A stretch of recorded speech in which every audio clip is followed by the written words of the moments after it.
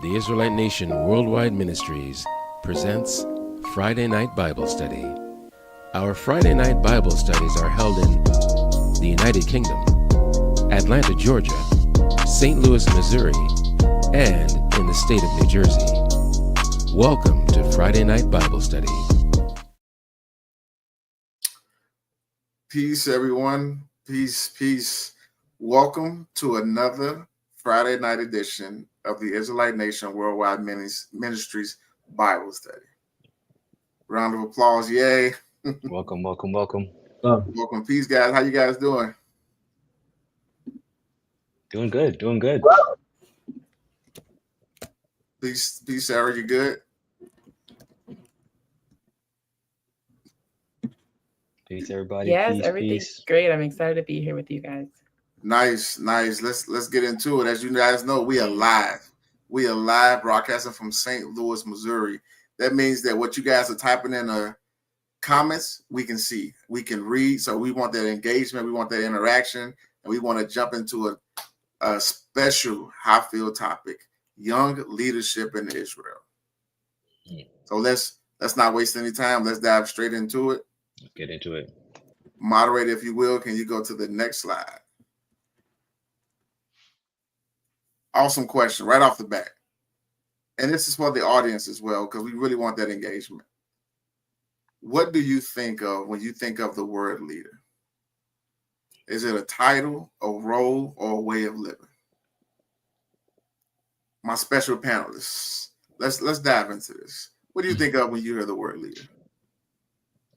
I think, and I can kind of start. I think for me, when I hear the word leader, I think about I think I probably would agree with that second part about it being a role, an important role, in that, if we could, consider a basic team, the leader is one aspect of that team that has to take their job very seriously to ensure that the entire team can sort of function pretty smoothly. And I think, I would say, in my opinion, it's more of a role that you play. Very interesting. Very interesting. I want to bounce off that and add, I like that way of living is in the question, because I think that is a big piece of leadership is leading by example. And I think even especially within our nation, I think that's always been a big piece of how we see ourselves as Israelites, needing to be that example, not only for Jacobites, but also for the world. I love that perspective, Ezra and Jeffrey, because for me, I see leadership two different ways, right? One, before I knew anything about Israelite culture, Israelite history, when I was in the world, and one when I was ousted, once I was out of the world. Mm-hmm. And so as a youngster, leadership to me I looked at like adults, every adult as a leader, right? As maybe childish as that seems, but I was a kid too. So I didn't really understand the true aspect of leader or leadership, of what that role really entails, right? Mm-hmm. Because you will see and have those in front of us who are leaders in title, and those who are leaders in the role, just like Jeff said, and how they go about their everyday life. So very interesting dynamic there. Sure. And if I could just add to that too, I also think about, when I think about the word leader, is, the idea of I don't think it's always I think it is a good thing for sure to encourage people to be leaders. But I think there's a bit of a burden there too. One of my favorite shows of all time, I would say my top 20 maybe, is a show called Marco Polo. And it's really a show about sort of the Mongolian Empire. But there's a sort of a phrase that the king or the emperor says in there. He says, as the leader, I have the responsibility to make a decision. And I think, when I think about sort of what a leader responsibility is you decide sort of what the next step is going to be. And especially when we talk about, leadership in Israel, it's about, deciding what the trajectory sort of the entire family is going to end up being. So again, it ends up being a pretty big, important role. Yeah, it does. And we see how leadership throughout the scriptures, which scriptures, history, it's all history. Throughout history, seeing us and our forefathers, how the way that we are led has impacted the whole nation very strongly.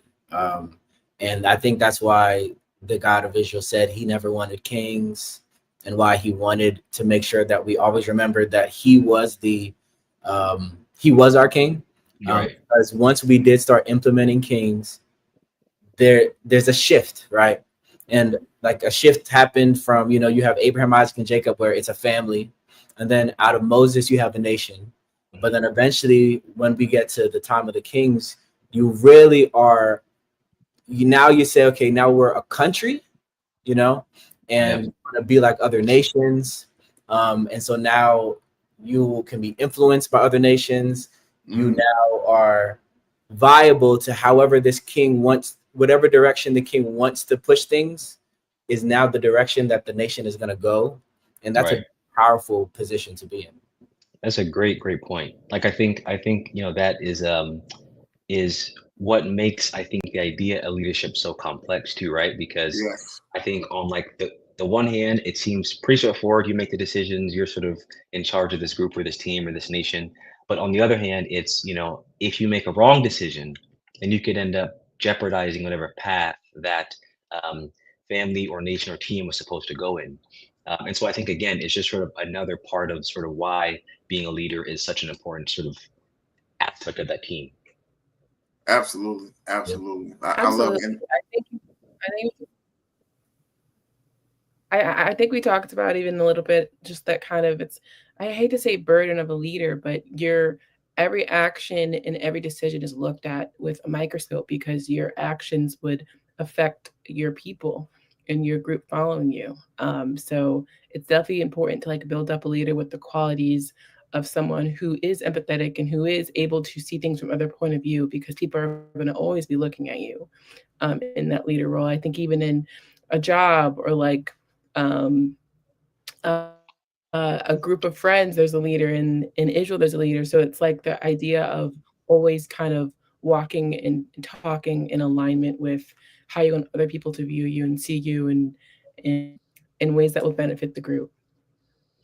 100%.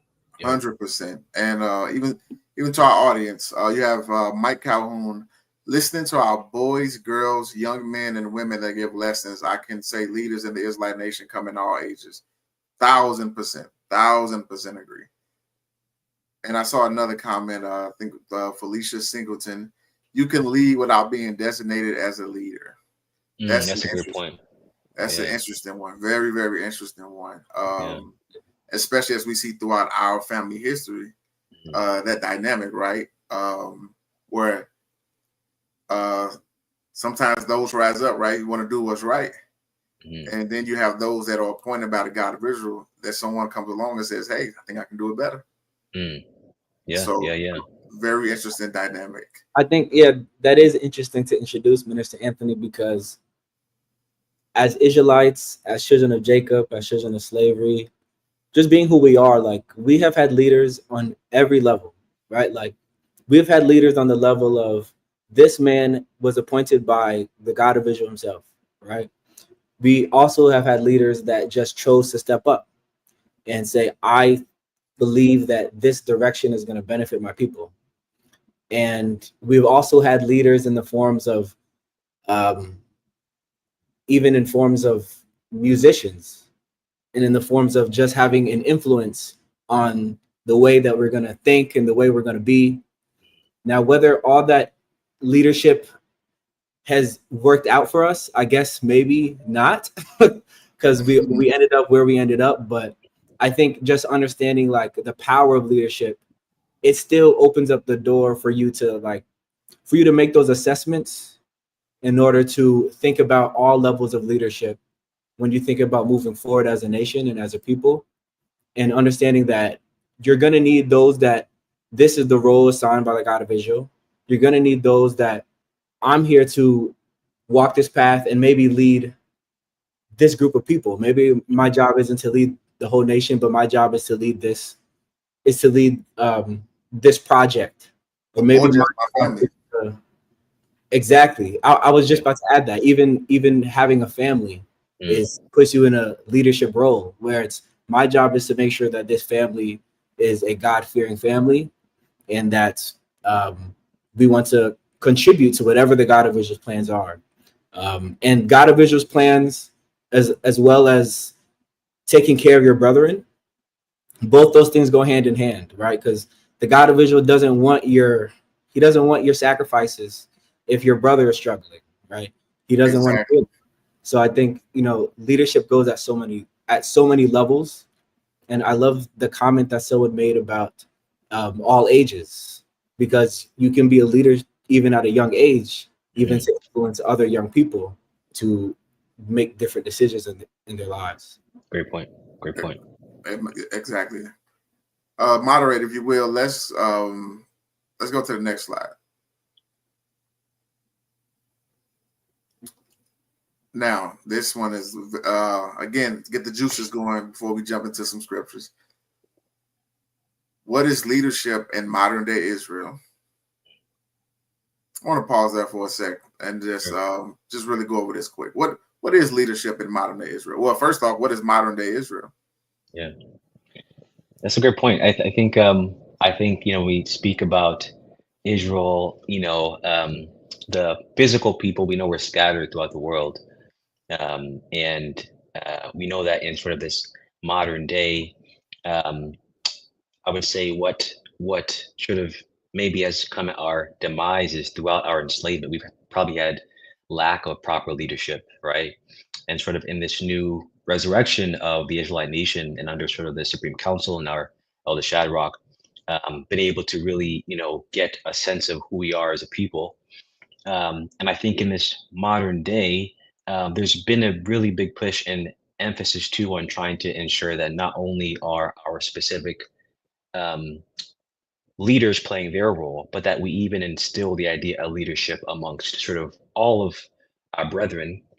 Sort of as was said before, you don't really necessarily need someone to call you a leader, but to know that as an Israelite, you are innately have to be a leader just in your life. And the reason for that is, even to, decide that you're going to follow this path, to decide that you're going to be, one of the Israelites who are coming back to your father, coming back to your people, coming back to the truth of who you are, even that within itself is an act of leadership, because you are, objectively going against sort of what the mainstream is. You're going against what the crowd is doing and deciding, hey, for me and my family, we're going to go in this direction. And I think that within itself takes a little bit of that leadership character too. So I think to be a leader in this modern day doesn't necessarily have to be that you lead, again, as was said, 100 or 1,000 people, but hey, I have decided to sort of ensure that I'm going in the right direction. Just within that sort of state itself, you are already displaying the actions of a leader. So I think it's a bit unique in this modern day, I would say. No, I love that. Love that, Dr. Jeffrey. That is very well stated, right? Because the thoughts of leader or leadership, sometimes we present it as something being bigger than us, something that's only obtainable by a select few. And when we look at it down to who we are, right? And that's how I love how you put it, is that when we choose, or when we chose to buck the trend and ensure that we're lining ourselves up with the God of Israel, that takes tremendous courage. And those are the aspects of a true leader. So that was very, very well put on that end, Dr. Jeffrey. So our second question, looks like Sarah dropped. I know she was having some technical difficulties. What does their leadership look like at our branch level?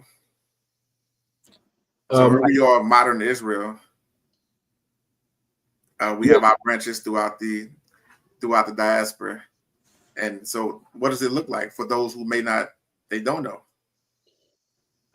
I think that, if it's kind of like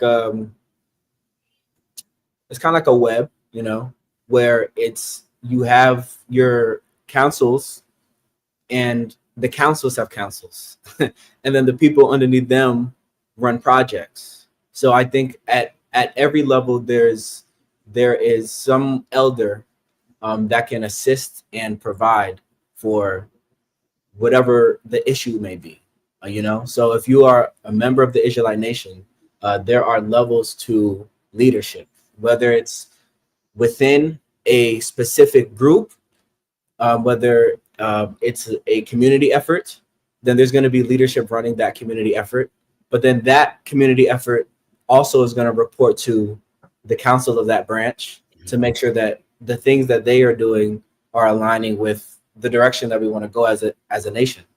Yeah. So you have to acknowledge our branch leaders and even our project leaders, because they are on the ground putting in that time, putting in that energy to make sure that this nation stays running and this nation has the juice and the energy. And then from there, then you have those branch leaders who report to the Supreme Council, which we all, and then of course everybody knows our Elder Shadrach. So I think it's a blessing to know that we have come this far, especially given our history and where we came from. It's a blessing to know that we are now entering that stage of freedom and stage of understanding, and so that wisdom could be extended upon all those that choose. Man, spot on, Ezra. Spot on, right? That leadership dynamic of what it looks like today is exactly the way Jesus the Christ set it up, right? Which is to have that, which is how he had his disciples at that council and how they governed Israel at that time. And as you govern the entirety of the nation of Israel, it has to trickle down, right? Even going back to the days of Moses. Or just you have have that, those elders. And you know what I'm saying? Because yeah, you have to have you have to have that structure in order for it and to be organized in order for it to be effective. Yeah. Felicia Singleton says it's like a tree with branches of teams accomplishing the goals and objectives of the nation and the branch as a unit in the community. 100%. I love that analogy too, of a tree, right? Like you have different components of the tree, but all of those components are just as important for the overall goal of having growth.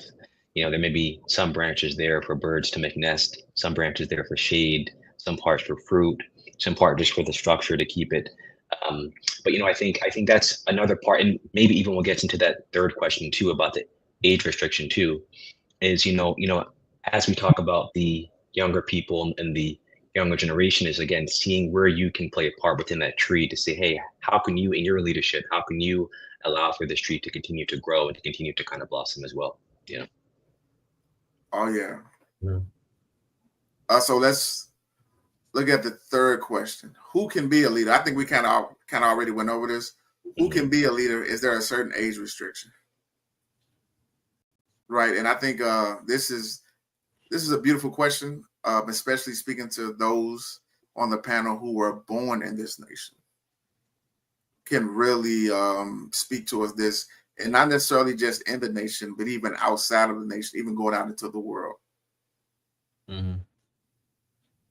So I know Ezra, Sarah, that's something that you guys experienced very early on. Yes. I think, it's similar to what Dr. Blair had said, how if you're choosing to embark on this journey, you automatically become a leader. And so for those that grew up in the nation or were born in the nation or were in the nation very young, I think a lot of those qualities have been instilled in your blood from very young. And so I don't take it for granted. And I know that my peers don't take that for granted. Although naturally, I think it takes some time to understand why it's so valuable. What has been instilled and the culture that we follow, and why it leads you to become more wise. We are talking about the wisdom of the God of Israel, and we are supposed to be the God of Israel entrusted us. I think entrusted is a good word, with wisdom.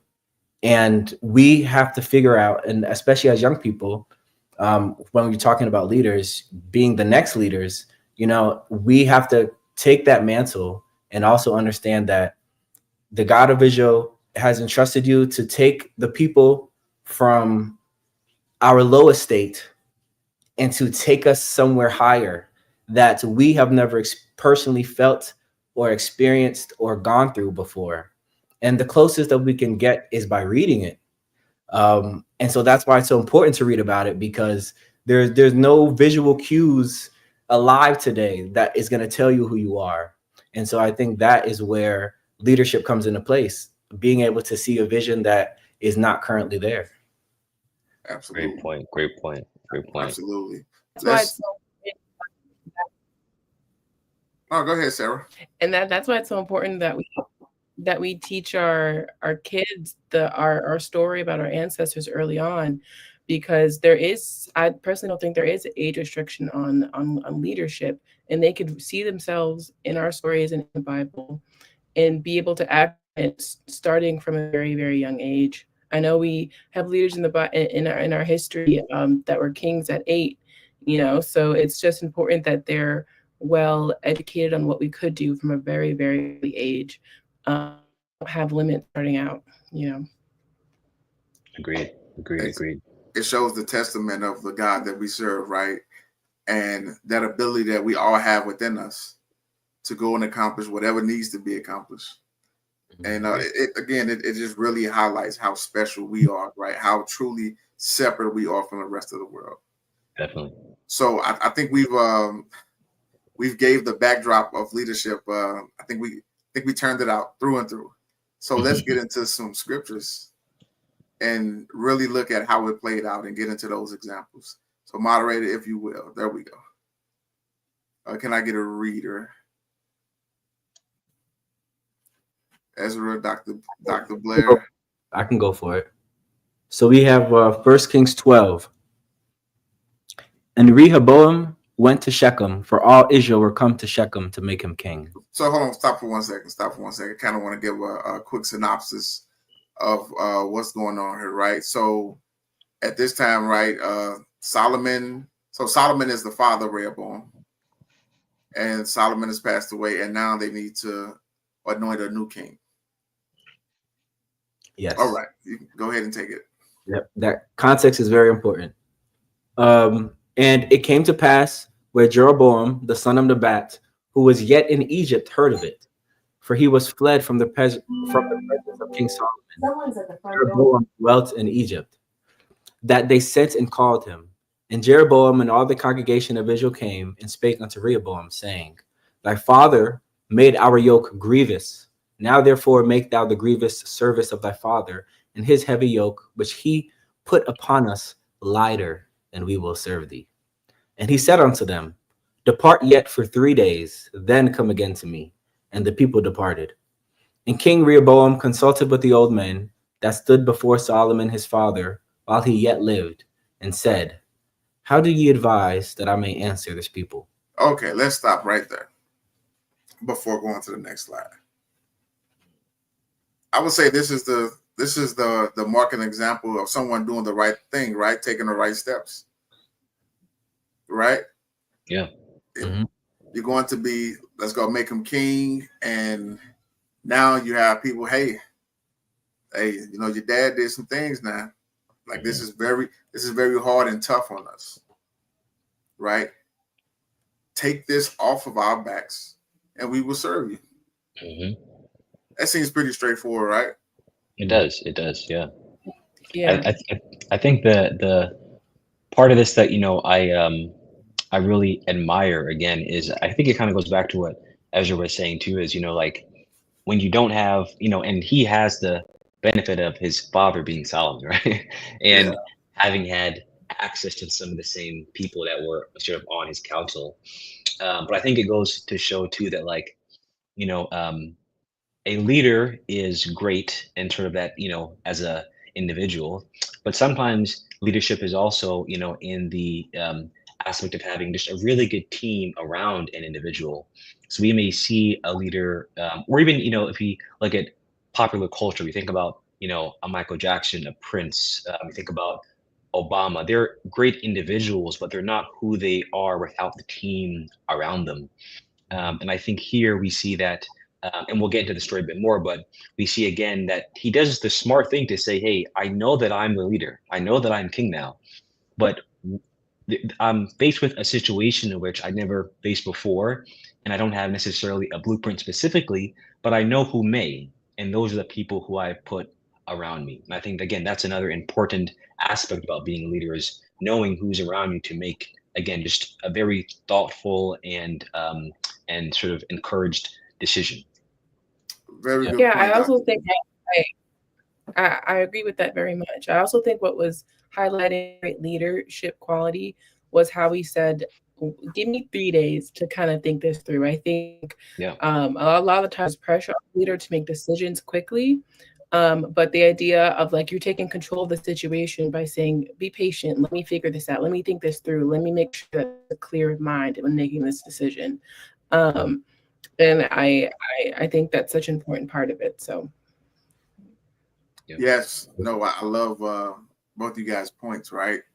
Of understanding to surround yourself with the right people who can help you understand the decision and understand how both sides look, right? It's not just telling you what you want to hear, Yeah. but giving you the full picture to say, hey, I know you may be thinking this way, but here's what it looks like down the road if it does go that way. Definitely, Right? definitely. I can kind of speak to sort of a personal piece of this too. Like when we're in the hospital, if we have like a emergency in the hospital, let's say the physician will act as sort of the leader of the situation. But it's important that he also has a pharmacist nearby, because he may not know everything about the medication that are being used, and he has to have the pharmacist to give him that advice, right? And it would be, not very wise of the physician to say, you know what, I'm just going to take that role. I'm not going to ask you. I'm just going to do what I do, right? There's going to be some type of, what is it called? Like a blind spot that you have that another individual may not have.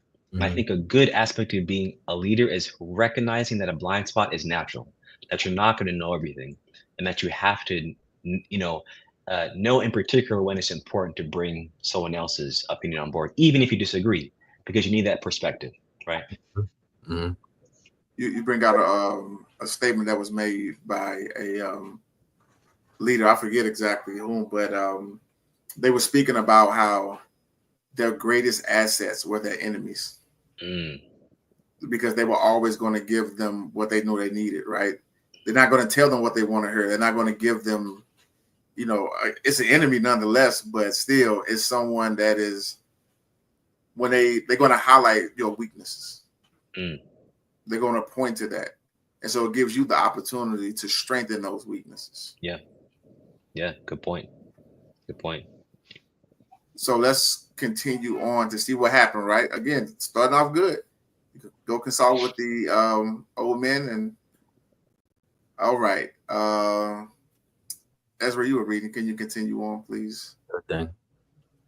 And they spake unto him, saying, and this is the elder council giving him advice. And they spake unto him, saying, if thou will be a servant, if thou will be a servant unto this people this day, and will serve them and answer them and speak good words to them, then they will be thy servants forever. But he forsook the counsel of the old men which they had given him, and consulted with the young men that were grown up with him, and which stood before him. And he said unto them, what counsel give ye, that we may answer this people, who have spoken to me, saying, make the yoke which thy father did put upon us lighter? And the young men that were grown up with him spake unto him, saying, thou shalt speak unto this people that spake unto thee, saying, thy father made our yoke heavy, but make thou it lighter unto us. Thus shalt thou say unto them, my little finger shall be thicker than my father's loins. And now, whereas my father did lade you with a heavy yoke, I will add to your yoke. My father had chastised you with whips, but I will chastise you with scorpions. So Jeroboam and all the people came to Rehoboam the third day, as the king had appointed, saying, "Come to me again the third day." Let's go to the next slide, moderator. We had a technical difficulty with those last couple lines, yeah. All right. And the king answered the people roughly, and forsook the old men's counsel that they gave him, and spake to them after the counsel of the young men, saying, "My father made your yoke heavy, and I will add to your yoke. My father also chastised you with whips, but I will chastise you with scorpions." If we could pause there really quickly. Yeah. It doesn't really go into a lot of detail in terms of, even when it goes into that he forsook the counsel of the older men, it doesn't say exactly, what his own personal reason for that was, right? Maybe there was some ego that was involved, or maybe he just didn't see it particularly in their way. So we'll never know exactly. But I do think it is, again, telling to see that he does want and desire some type of counsel, right? But for whatever reason, he decides not to go with the counsel of the older men. And it says that he forsook the counsel even before he even speaks to his younger guys, right? And aspect here, which I think is sort of at fault, is not understanding again that you are a part of, again, as you mentioned before, the analogy of that tree, right? There's a foundation that's already kind of been built, and your ability to lead and be a good leader is only as good as your ability to see and on what you particularly have experienced. And if you haven't experienced a lot of things, the danger is that I don't that I make the mistakes that maybe could have been avoided if I had listened to people who had been around a bit longer than I had been, right? But then the other part of this is, what drives a nation to continue to grow is innovation, right? And new thoughts and new ideas. And so I guess I'm always torn with this story, because I think there is a necessary balance that young people have to have when it comes to leadership. Is one, the ability to listen and understand the counsel of those who have come before you and those who have seen a lot before you, but also the necessity to understand, hey, we may be in different times and maybe in a different experience today that I can tap into that will allow for a different kind of growth, right? Because maybe the job of Solomon was different than the job of him, as sort of a younger leader. And it's I think that is such a huge aspect of it too, is identifying that each generation may have a different role. Each generation may have a different style of being a leader. But again, having that balance can be tricky. So although I think he did the wrong thing, I also think that it's just a tricky thing to balance. Absolutely. No, excellent point. Also, I want to add on to that, right? The influence of your father. Right? Yeah. Good, wrong, and different, right? You're looking at your dad. This is what you look at when you talk about the leadership of what's happening and what's going on, right? Now, in this case, just like you pointed out, everything is there. Everything is in place to want to go and speak to the council that's been there, that aided your father through these situations and decisions. And now they're here to aid you. Right. And now the tough part is your peers. Having your peers around, right? Because everything, all those influences going to be around you. It's going, even when you have a team of strong-minded, strong-willed people, those outside influences are still going to be present. Sure. And how you hold up to that is definitely going to play a part into the decisions that you make in the present day as well as for the future. Yeah. And I think even to maybe hypothesize, I know, Jeff, you were saying maybe we don't exactly know his motive, asking the young people after the elders, but I kind of suppose sometimes when you're looking for advice, you're looking for someone to tell you what you want to hear. So you're right, going to confirm what you think. Yeah. Yes, you're going to keep asking people until you hear exactly what you want to hear. So it seems did want that to be the answer, but he knew that, okay, I have to consult, I have to get advice from people. Let's see.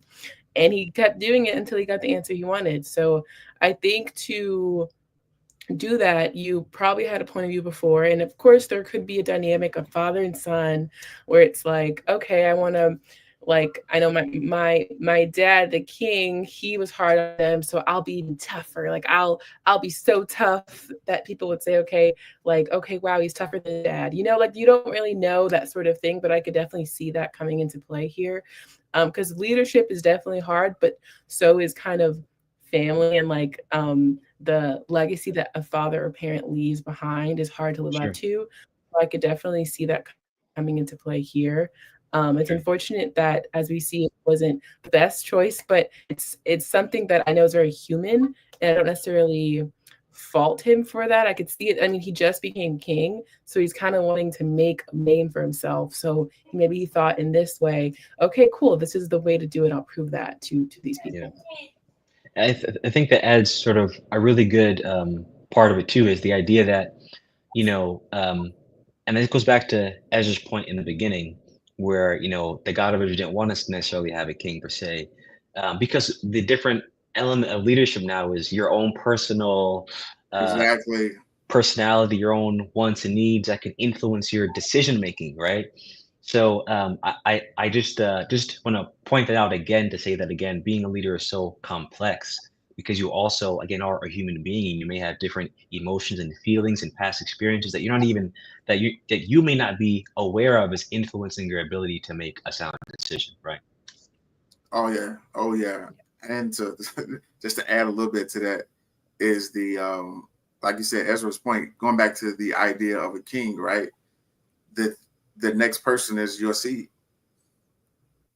Whether they're prepared or not, whether they're the right pick of the choice, is literally that's the standard by which kings are chosen, right? I'm a king. I have a son. My son will now take my place as king. Right. Is that the best method of choosing someone to lead your nation? You know what I'm saying? Mm-hmm. Like that become very problematic. Yeah. Especially given the lives that's being led.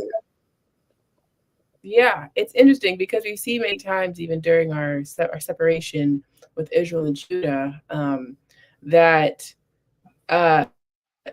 there was kings that were so bad, and then the next one was good, and then it was bad, and it was bad, and it was good. So I could definitely see that being a double-sided coin, where it's like, okay, if the bad king had the power to choose someone that wasn't in their lineage, maybe they would choose another bad one, like one of their homies. But because it's kind of a flip of the coin, like, who will my son be, that sort of thing, it does give opportunity for a different type of leadership. But yeah, it's good. I can see the good and bad when it comes to that sort of thing. Yeah. Oh yes. Yeah, I think that is an interesting thing, right? Because we see stories, and I think that's what makes our history so vast, is that it's impossible to simplify it. And maybe we're used to trying to simplify like who we are, because we don't live in our own land and that stuff. But like, I think when you really take in the scriptures, you really see like there's really no right answer for a lot of things, because you can find an example for both cases, right? So you can find examples where, Abraham, Isaac, Jacob, like, beautiful. You know what I mean? Abraham, Isaac, Jacob, Joseph, beautiful. Like, and then you can find examples where it's like Saul, and then what Saul was trying to do to make sure his son was king, and the extents he went. And if you ever have time to read that part of Saul and David, which is a very primitive moment, I think, of Israelite history, when you see the extent he was going to make sure that it stayed in his line and it stayed with the with Benjamin, I thought it was just, that is an example of when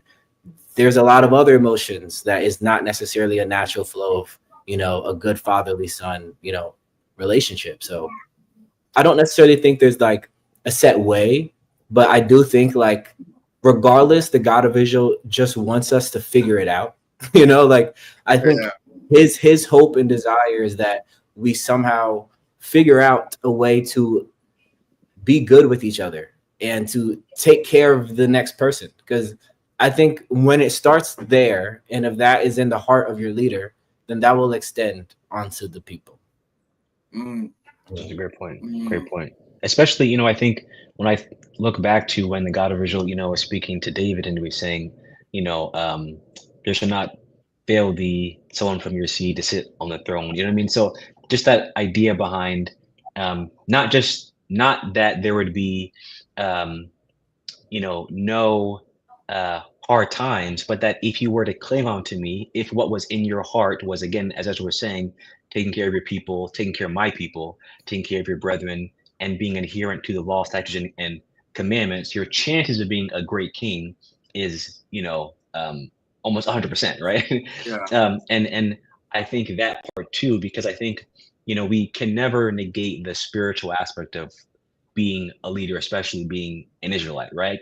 Because at the end of the day, being a good leader is not only about the, you know, logistics, not only about the thinking, the counsel, all those things, but it's also about where's your spirit and where's your heart at, right? Is your heart with I'm trying to make the lives of my brethren and my people as, you know, good as possible, or is it again more about me and my ego and whatever else may be sort of pushing me to make specific decisions? So I think again that all just adds to the complexity of like what it means to be specifically an Israelite leader, right? And it's crazy because those things can change. At And any moment. At any moment. Yep. Yeah, because definitely. when you talk about Saul, like if you read his upbringing, like you're talking, like there was not a good leader. Right, he was the guy, right? Yeah.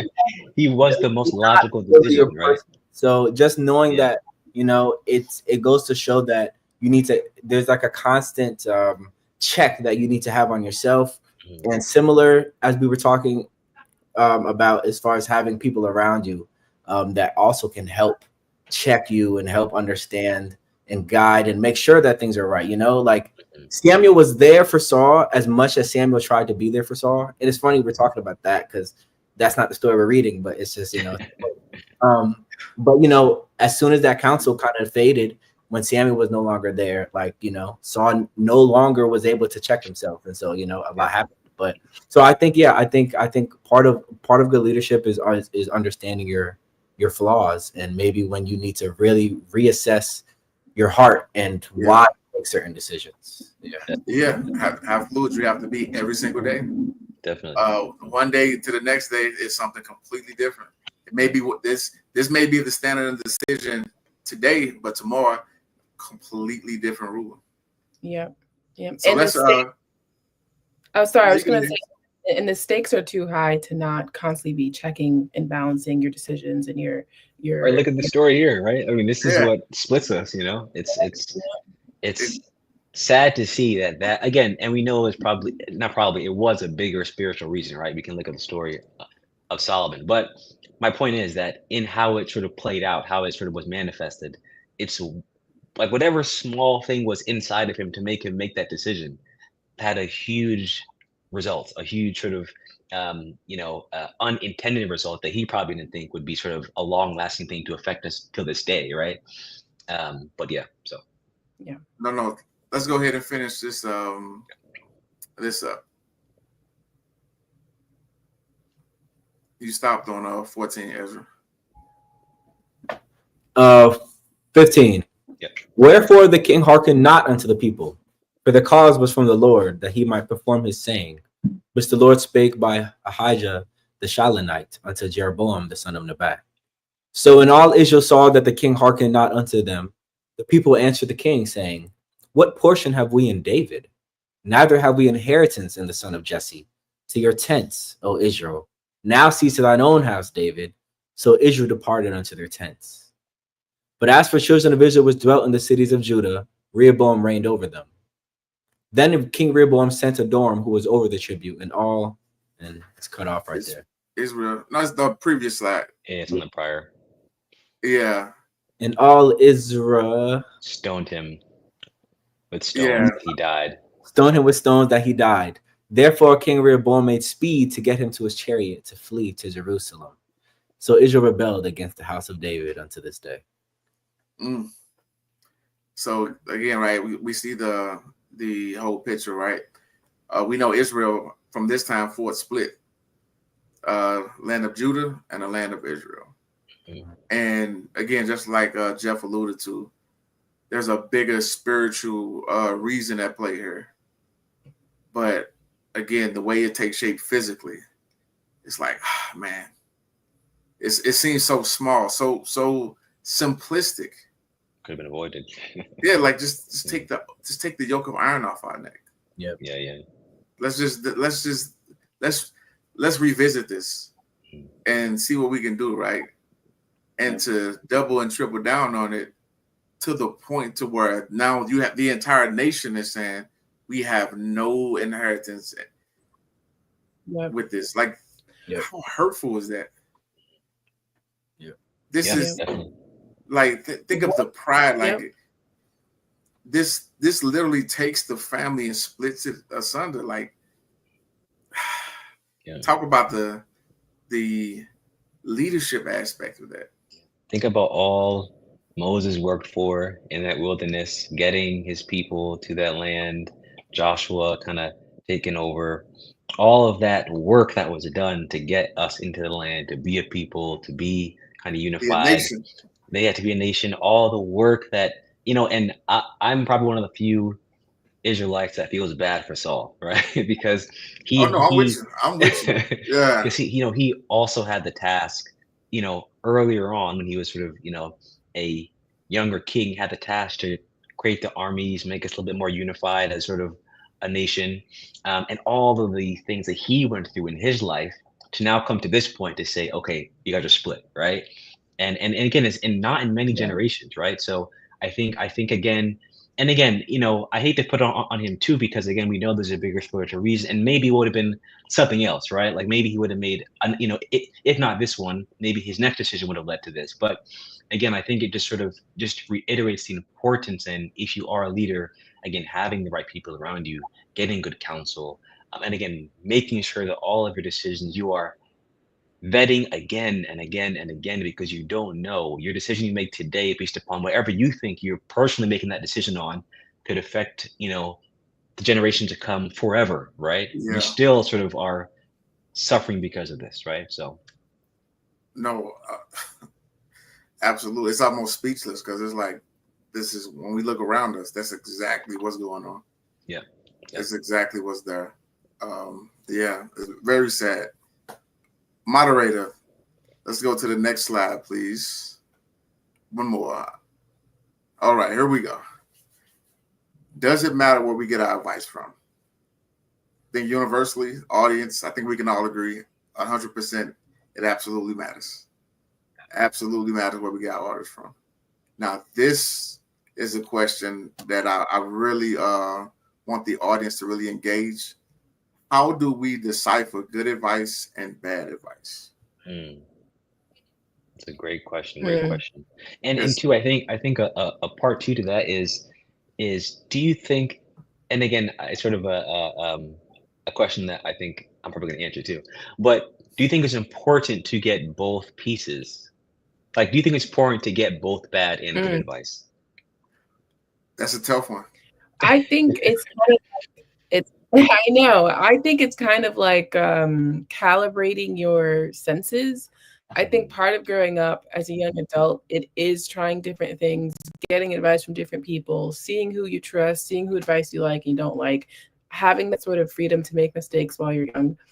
And then like eventually you start to have a gut feeling about things. Maybe some decisions you could actually make on your own. Maybe some you still need advice from, but you get to decipher kind of what that looks like. So I do think there is always a huge trial and error part. You have to kind of play the field a little bit before knowing, okay, actually, I didn't like at all what that advice was, so I'm never going to listen again. I'm done with that person, and I'll go to this person or whatever. So it's hard to know off the bat. Exactly, but this is the rabbit hole, right? Because what if the point of the bad advice was to get you to a position of growth? Yeah. Like, it's, you know what I'm saying? Like it goes. Yeah. You go ahead, Sarah. I was gonna say you only grow from mistakes, right? If everything's rosy, you're not gonna grow. You're not gonna stretch. Yeah. Sorry. Go ahead. So no. So that's why it it's difficult, right? To decipher the good advice from the bad advice, because it can be you're going for short-term gains for long-term risk, or short-term risk for long-term gains, and the answer is in the future.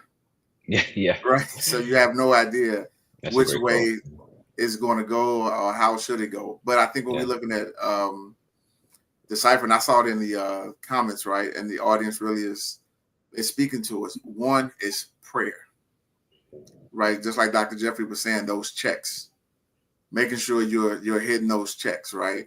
Because through prayer, right, you are putting yourself in the right position, in the right environment to receive an answer, to know, okay, this is the way that I probably should go, or this is what I probably should do in this given moment, this given time. And normally, again, can't say with 100% certainty, right? Normally the answer sometimes isn't the one we want to hear, right? Normally it's like, okay, I didn't want to do it, but I know I have to do it. Dion says credibility plays a big part. Experience has always been a great teacher. 1,000%. Definitely. Right. Exactly. I mean, I think that plays a huge role, right? If I have been through an experience before and I'm getting some advice on something, and someone is telling me something that sort of goes against my experience and what I know to be true 100%, then you may be able to categorize that in something that, okay, that may not be the most sound advice. I think in the experience where you haven't experienced something before, that's when it gets a bit more tricky. When, again, as you said, Minister Anthony, the answer is in the future, right? So unless you can time travel, there's no way to know 100%. And I think I do agree with what was said in the chat in terms of prayer is sort of the answer. But I also want to make people sort of feel how real that is too as well, because if you recall, again, going back to the story of Saul, I remember in one of his last battles, what he wanted desperately was advice on should I go out to battle these people, and he could not get any sign or anything, right?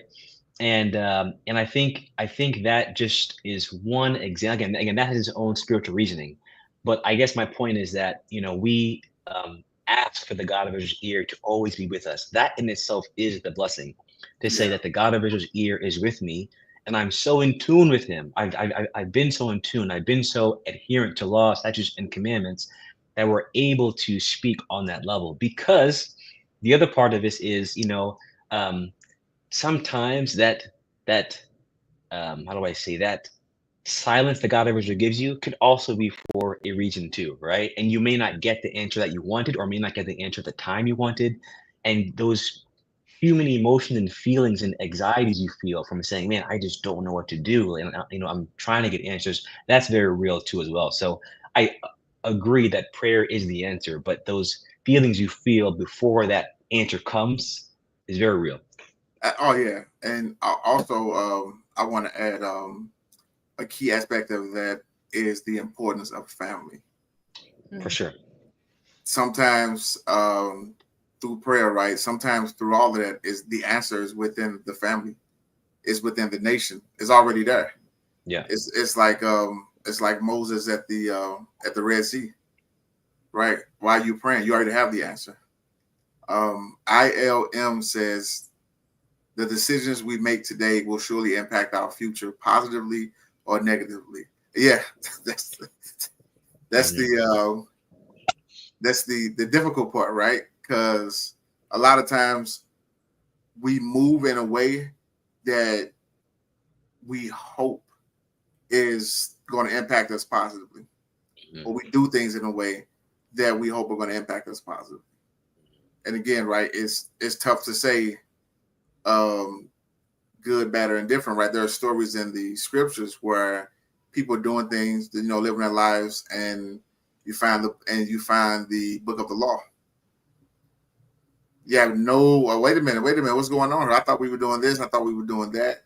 And so it's tough, right? Think about well, maybe not for the panel, but there's a time period, right? I know for myself, where I'm living in the world, I'm thinking I'm a good guy. I'm not out here in the streets. I'm not killing anybody. I'm not selling any drugs, right? I'm good. And then, I was blessed enough to receive the truth, and then it's like, oh, wait a minute, I've been serving a different God this entire time, right? Absolutely no concept. So it's tough. It's very tough, right? And again, that's what leaders are. That's what the leadership is. It's those tough decisions. It's those tough moments, and trying to do what's best or trying to do what's right. So very good conversation here. Another thing I want to add, because I know we were talking about good advice and bad advice. Like, sometimes what's one person's good advice isn't necessarily the other person's good advice. Mm-hmm. Like, advice that works for person A may be bad advice for person B, because person A and person B may have two different paths, two different reasons. They have two different hearts, and the God individual may talk two different stories to them. And so, I think that's another thing to remember is at the end of the day, there is a trust in yourself that has to come. And I know we're talking about leadership, right? And, we can talk got a visual every day, all day. And I'm with it. I know we're with it. Young people with it. The old people are with it. Elders are with it, because we know who our God is. We know who we are.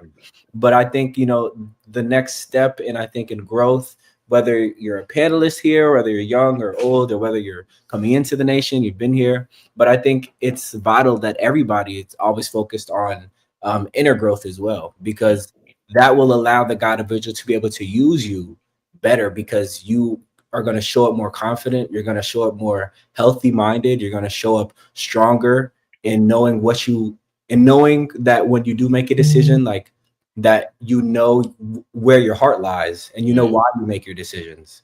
And I think knowing yourself is also a big piece as to the God individual being able to use you, right? Because if you don't know yourself, how can the God individual trust you to carry out his mission?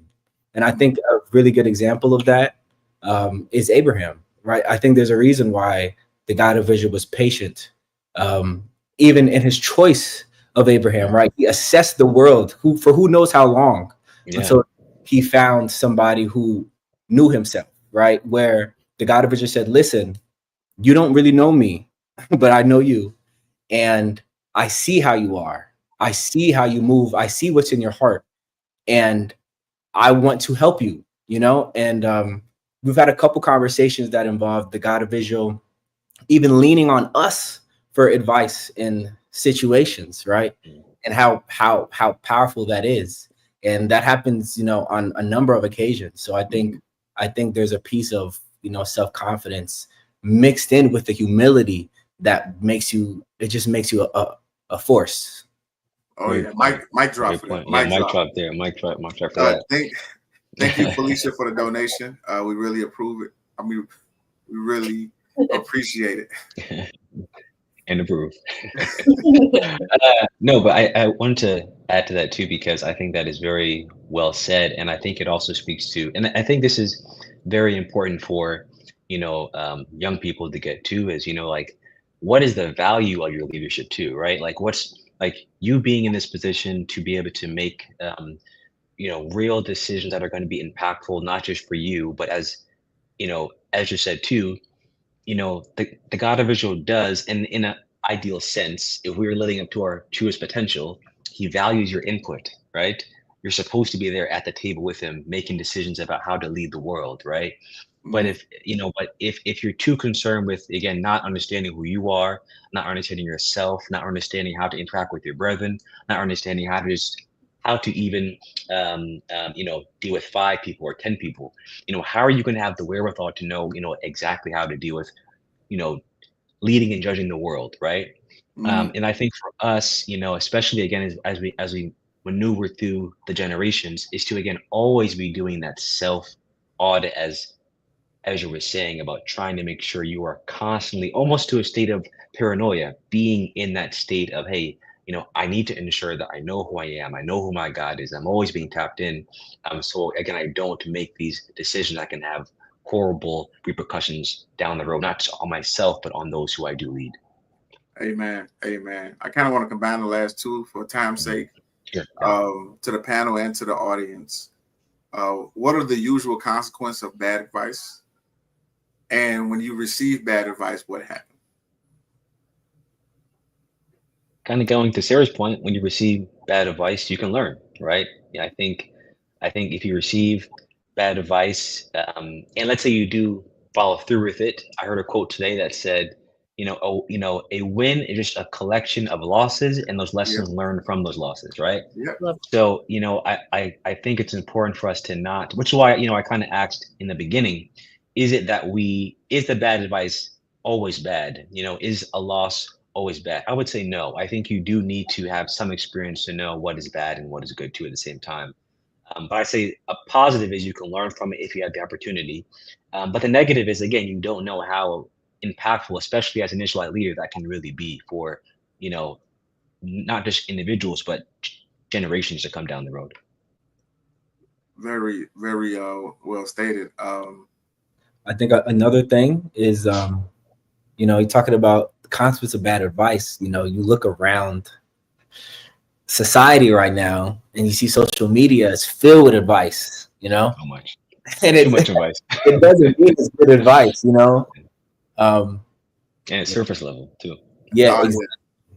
I think that's why I think Dion made a comment about wisdom and how, like, does the advice get you closer to the God of Israel? Does it get it closer to who you want to be as a man or a woman? And does it get you closer to the world that you want to see? Right? The world that you want to see is in your hands to create if you step up and start, right? yeah. And I think any advice that gets you closer to how you want the world to be, who you want to be in the world, and gets you closer to truth, which is our Father, which is our families, and understanding that is the most important pieces. Those are the most important blocks. I think social media and a lot of advice that's out there, it's deemed to be good advice, and I think a lot of it is out there so that our brains do feel overwhelmed, so that it makes it harder to know what really are the most important things. And I remember speaking with our elder Shadrach, asking him about what makes a man spiritual, or how do you know if you're in tune spiritually? And I remember he told me that it's not really the hoorah and the hoorays and the loudest voice, but really, the most spiritual man can be somebody very quiet, lives a very simple life, and follows simple instructions.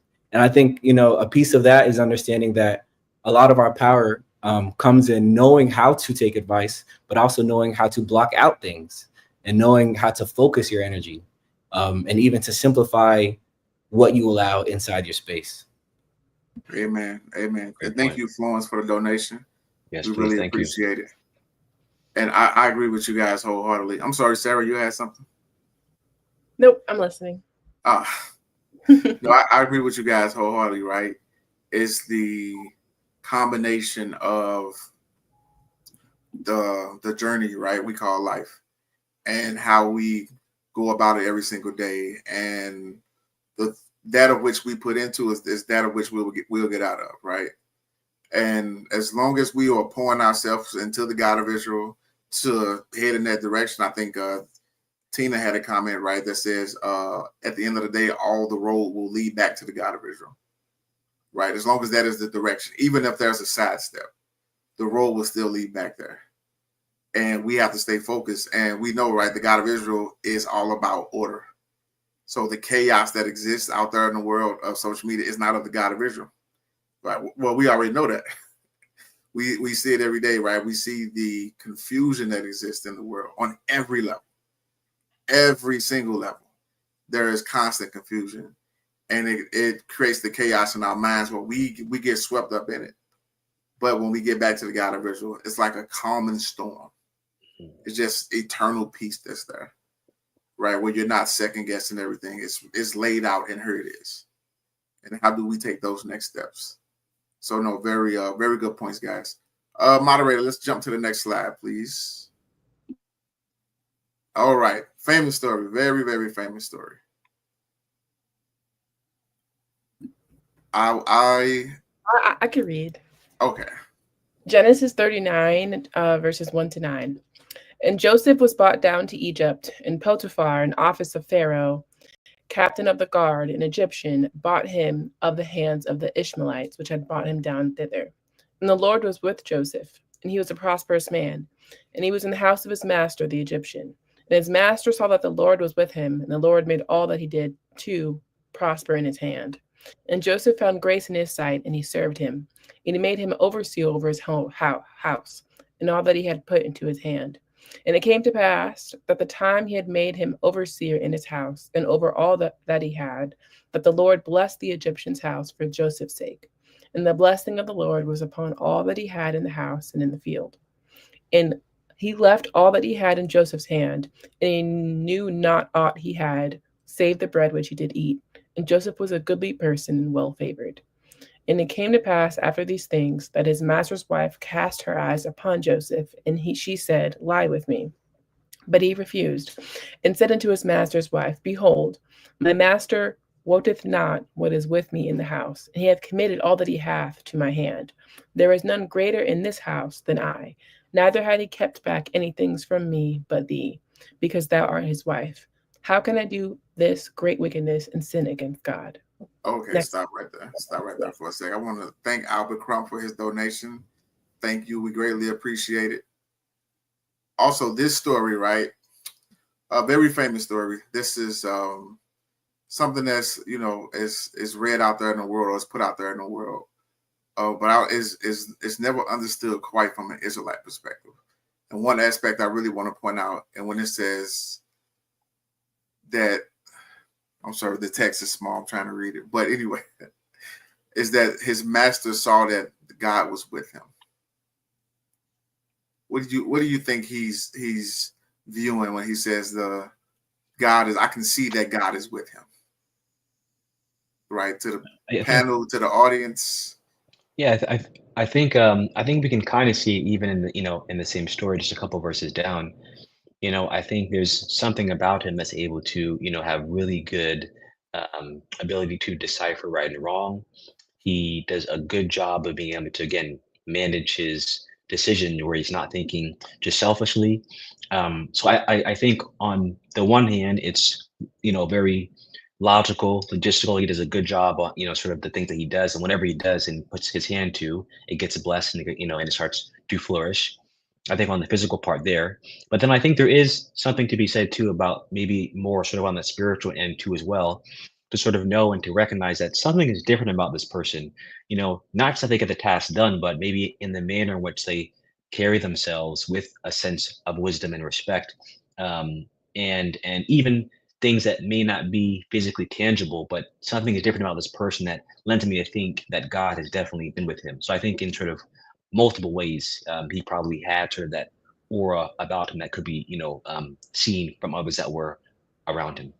So yeah, I definitely Go ahead. agree with that. I think even him living on the master's land, you can definitely see, even in a literal sense, when things come into play, when decisions need to be made, maybe he is calling upon the Lord, and he is aware that, okay, he's depending on this other source of power to guide him through making the decisions that he's doing on my land. So I think it could literally be that as well, where Joseph is making it known that this is not from me. I mean, he seems like a very humble person, so I could see him even having that sort of conversation with him.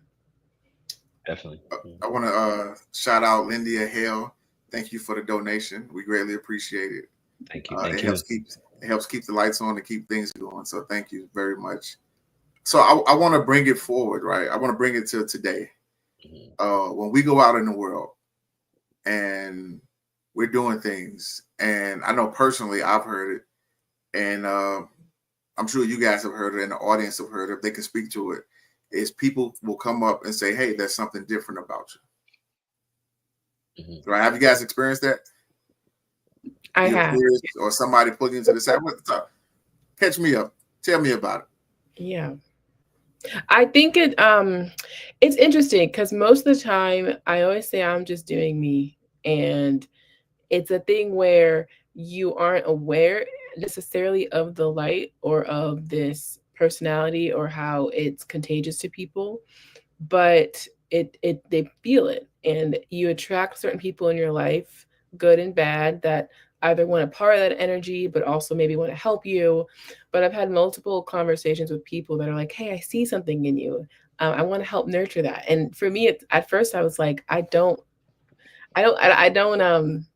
it seems surreal, I guess, to have Yeah. someone that doesn't know who you are, deep down, who doesn't know necessarily the God you serve, at that point in your relationship, and is telling you this. And I think, in a sense, one, it kind of allows you to be like, okay, there is something different about me that's not just what I do, but it's like people see it through what my actions are and things like that, and what I say. Mm, So it helps, I guess, solidify, okay, my path and my source as well. So it's definitely a blessing to be able to have that sort of recognition outside of even Israel, people that may not know where you come from. mm. Definitely. Yep. I think. Sorry, go ahead, Ezra. No, I was gonna say I think there's two levels to it too. I think there's the level of there's the personal, right? There's the I as my spirit is around you, I get a sense of life, right? You know, I get a sense of direction. I feel a sense of wisdom, and for some reason, I trust you. And I think those things I've seen in my life, and I know probably a lot of people out there in Cyberland have probably also experienced that before. You know, because to be an Israelite, it grounds you in a lot of ways, and it molds your values in a certain way, in which you now have to stand for something. And I think that is a very crucial piece, and especially to the children of slavery, who is constantly being conditioned and trained not to stand for anything, because they know the moment you do that is the moment you become that much more powerful. And so, and this was the second layer I was thinking about, is the fact that even in our demise and our horrible, horrible state, I mean, if you go to if you go through the cities of America and find where our people live and how they live, and how the state is, how much despair is there. Yet even in those states, you know, the people that control things, or you know, are at the top of the chains, they they consider these people, and these people are somehow very, very important to how this whole chain runs, right? And I think that is another layer to it, to also see the value of us if we can only harness it like Joseph has. Mhm. And bring it forward. No, I like that. Do you think even within that, even as people will approach you or even say those things, do you feel different? I think it gives you a sense of, I think one, a sense of reassurance. But I think two, sort of as Sarah was saying, and even as Ezra was alluding to too, that sometimes I think it is hard to see your own light, right? It's hard to see your own uh, difference sometimes. And I think when others do see it, I think it does make you feel like, oh wow, like, it sort of, brings you back to the present. Like, okay, I am who I am attempting to be. I am as valuable as I read in the scriptures. I am as valuable as even my God tells me that I am. And so I think it is always comforting to know that your light still does shine, even when you're not in, a situation where you're amongst your family, but you're amongst complete strangers who could recognize those things in you. And you still see it. I always like to believe when people approach or people say those things, going back, because the God of Israel is about that peace and that calmness. It exists within us. Mm. And the world is so chaotic that when people see that within us, they want a piece of that. Sure. They want a piece of that calmness. They want a piece of that man, what is that? Though you're not jumping and bouncing off the walls and having to go to and fro, right? You're grounded, right? You have people who literally will go to 40 to 50 different shrines in a year trying to find an answer, just one answer, right? But when you have found the answer and you're grounded in it, it really like you said, that beacon of light that the world sees is like, I want that. I want a piece of that. And it I'm sorry, you asked. No, just to that specific point that you were saying about, individuals who may travel to different shrines trying to find a piece of that, and then they see it in you. I think, I think eh, even that too, I see sort of as generations start to evolve, and maybe the idea of, let's say, Christianity is not as appealing as it was, 100 years ago, right? But there still within even popular cultures this want and desire for more. This want and desire of, oh, is it energy? Is it spirituality? Is it karma? Like whatever people may want to call it or whatever, they're continue to seek it. And so when even, individuals who are seeking these things, they go to you and they say, oh, wow, like something about you. And then, for me, I find the most comfort in saying like, yeah, like, and my God is this, and Yeah. here's why I can do those things. Yeah. I think that can kind of, people can be put off on that because it's like a religious thing, right? And I think to be able to have that calmness about yourself, to be able to say, no, it's my God who allows me to do these things, kind of like Joseph here. I think that to me is the most satisfying thing. Again, because I think us having the God of Israel, having this foundation, gives you a real sense of being rooted in what it is to be a powerful human being, a powerful spiritual being, we'll say. You know what I mean? Absolutely. Absolutely. Yeah. And Pam B says it was also Joseph's accomplishment as well. Of course. Yeah. Absolutely. His character, right? That it goes back to that again, the leadership quality. Thank you, Luncey, for your donation. Thank you very much. We greatly appreciate it. It goes back to those leadership qualities, right? Even amongst his brothers, right? Which is where jealousy popped up. But in his character, what he was able to exhibit, given that circumstance, right? Again, and I don't want to keep harping on the word calmness though, but think about that situation you're in. If I picked you up, it's 2025. We're in 2025 right now.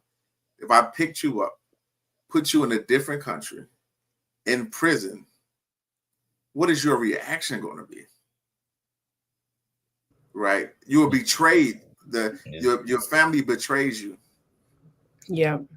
You would probably go through internal turmoil. I find it almost impossible to believe that you would take that sort of against all odds, I guess I won't say impossible, that you would take that sort of treatment towards you, knowing what happened, knowing what situation you're in, and be able to climb to the top of someone's household and be able to take control of that and exhibit powerful characteristics. I think that's such a gift to be able to turn your, I don't want to say it's overused with the trauma. I would say that was very traumatic.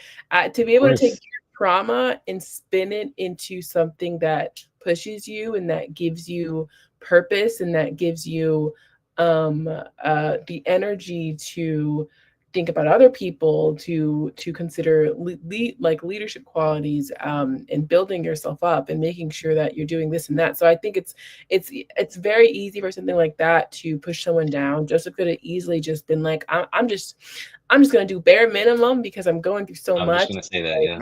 Brothers literally abandoned me, betrayed me. I'm in a whole land by myself. It's very easy to be like, I'm giving up, like whatever. Yeah, but, like I'm done with this because it's very easy, right? Hindsight is 20/20. It's very easy to read this story and say trust in God of Israel. Very easy to say that. Yeah. But to be in that situation. Yeah. And I think, he would have been, again, like, kind of bringing it back to what you were saying, Minister Anthony, like it's such a wild concept, taking from your own land brought into essentially to slavery, basically, right? So, I think he would even be in his right to say, man, this is done, but my life is over. Right, exactly. But again, I think what brings you to be more grounded, especially, being who we are, is having the God of Israel, having the culture, having the resources that we have in prayer and in spirituality to be able to, again, let that be the source that we can kind of lean on. Yeah. I think we had a discussion earlier this week about, being in a leadership position, being the only one is very scary because Yeah. you're the one that is sort of having to take that first step. What makes it a little bit easier is seeing the light of the God of Israel saying, "Go this way." You know what I mean? Like that. Yeah. That kind of helps just a little bit more. And I think we have the advantage being Israelites to be able to say, okay, like at the very least, if nothing is going wrong, I can use my spiritual tools to help, to at least help a little bit to make those decisions a little bit easier. I think him having the foundation of, again, being the dreamer he was, having the other accomplishments that he had before, and having the sort of culture that was instilled in him with his father Jacob, all those things help him to sort of say, you know what, this is bad, but I can just keep doing what I'm, I just kind of keep going forward. It sounds again insane, but I think it helps and makes it a little bit easier. Yes. Move forward.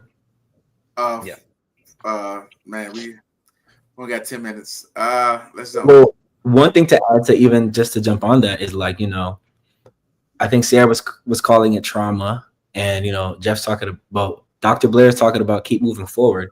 And I think there's a reason why things happen, right? And we get to the point where now Joseph is able to save his people, right? And but not just his people, he's able to save his family while also save an entire nation that is going to eventually harness a nation going from family to nation 400 years later, right? So Joseph doesn't know any of this, and all he knows is that he was a dreamer, and he knows that like from a very young age, God is with me, right? And I think when you actually start to experience trauma, you start to experience, everybody wants to fight till they get punched, right? So it's like when you really start to feel the other side, or not even the other side, it's your own side that doesn't want you, right? When you start to feel, those things, the resistance to what could be, like the resistance to the dream that you imagined, or how things are it could all be so simple, or it could all be so perfect. The reason those things occur is because the God of Israel is trying to mold you to be whoever you're supposed to be. And so Joseph, although he was a good kid, he needed to be molded to be a survivor, and the type of survivor that in the hands of, I don't know what to do, you know what to do, because you've trained yourself in so many situations to be wise, right? And that's another thing about David that was so valuable, that David in all his Psalms wonders, why do I have to go through this? Yeah. Just holding on to just the idea that God of Israel, I know you have something for me at the end of this. And I still feel every single emotion, every dark space, all that stuff. Like I still feel all that darkness, but knowing that there is a reason for it, I think that is where faith comes in. Exactly. It's the common aspect of it. But let's go quickly to the next slide. I know we only got a few minutes left. Go past this slide.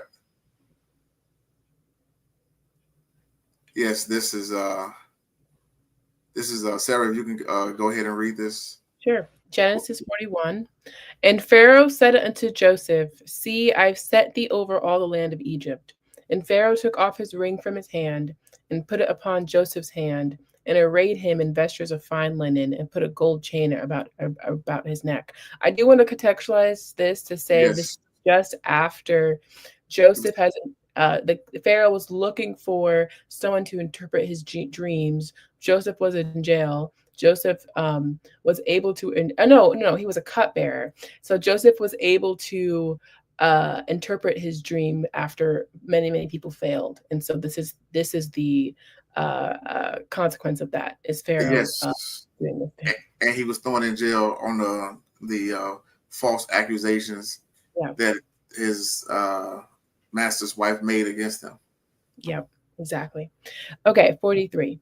And he made him to ride in the second chariot which he had, and they cried before him, but bowed the knee, and he made him ruler over all the land of Egypt. And Pharaoh said unto Joseph, I am Pharaoh, and without thee shall no man lift up his hand or foot in all the land of Egypt. And Pharaoh called Joseph's name Zephnath-paneah, and he gave him to wife Asenath, the daughter of Potiphar, priest of On. And Joseph went out over all the land of Egypt. And Joseph was 30 years old when he stood before Pharaoh, king of Egypt. And Joseph went out from the presence of Pharaoh and went through all the land of Egypt. And in 7 plenteous years, the earth brought forth by handfuls. Oh, thank you for that. I really want to point out verse 44. I am Pharaoh, and without thee shall no man lift up his hand or foot in all the land of Egypt. Yep. Talk about those leadership qualities. We talk about the calmness and the discipline and everything that it takes to go from that position to being in his master's house, to being in jail. Mm-hmm. Think about this type of prayer. Like we were talking about before, somebody comes up and say, hey, you're different.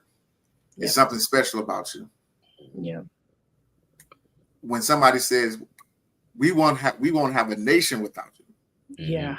This one man, we would not have a nation without you. Yeah. Yeah. Yeah.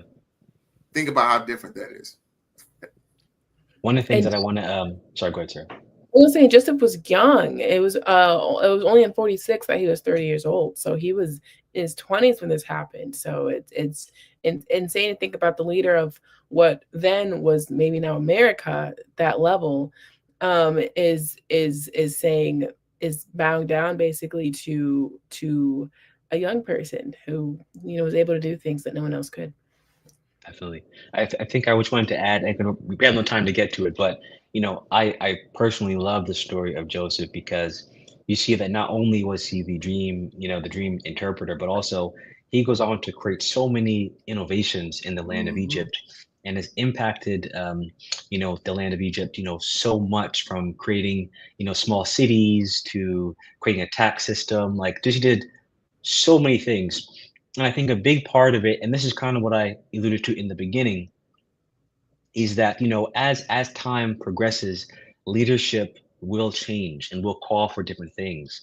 And I think especially as young people, if I'm still considered young, I don't know, but as sort of young people who are stepping into leadership too, as well as understanding, again, the twofold nature of it. Learn from the past, learn from those things, but understand that the future is definitely yours and yours to cultivate. And the decision that you make should be geared towards bringing some amount of difference and innovation to address the new problems that either are arising or will arise later on. And I think Joseph is a great example of a young person who took those problems and sort of his role by the reins, and was able to be as innovative as possible, still leading on what he had learned from his father being an Israelite, but was able to be innovative and created a society literally that he wanted, for what he saw, what would be the best for the nation of Israel and for his family. I think that innovative spirit, again, has to be a part of what it means to be a young leader. Amen. Amen. And moderator, if we can, real quick, jump all the way to the last slide. I know we got like 2 minutes left.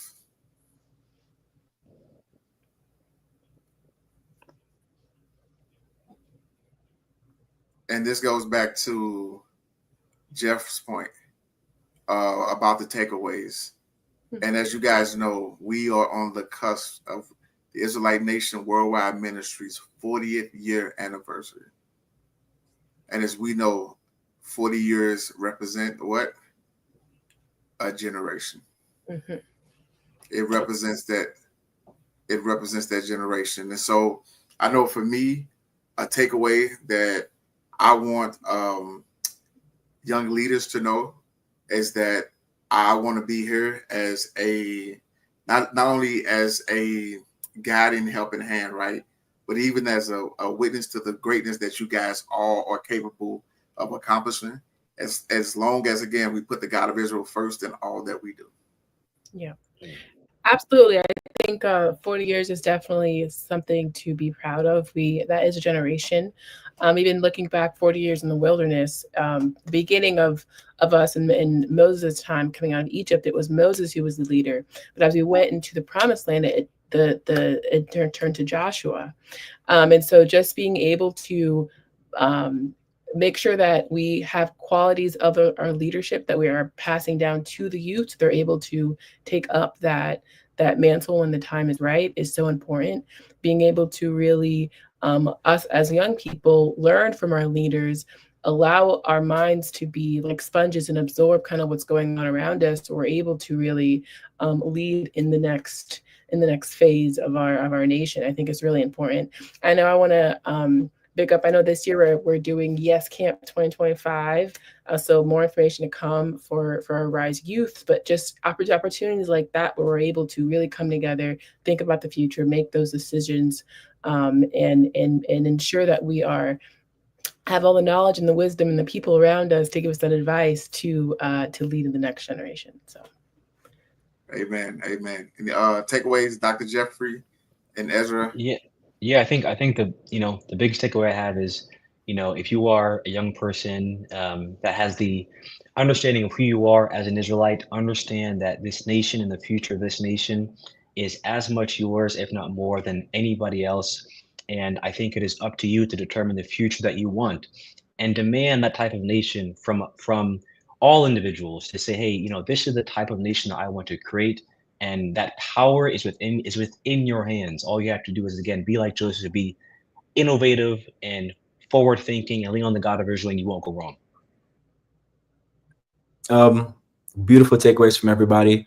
I just want to say to everybody out there, I think learn to trust ourselves, learn to put our God of Israel first, and learn to come together. Thank you so much, audience. Thank you so much, panelists. Our 40th anniversary is next weekend. We'll see all you guys in Toronto, Canada. Looking forward to those happy faces. I'll leave you guys with the future is yours. Peace. Peace.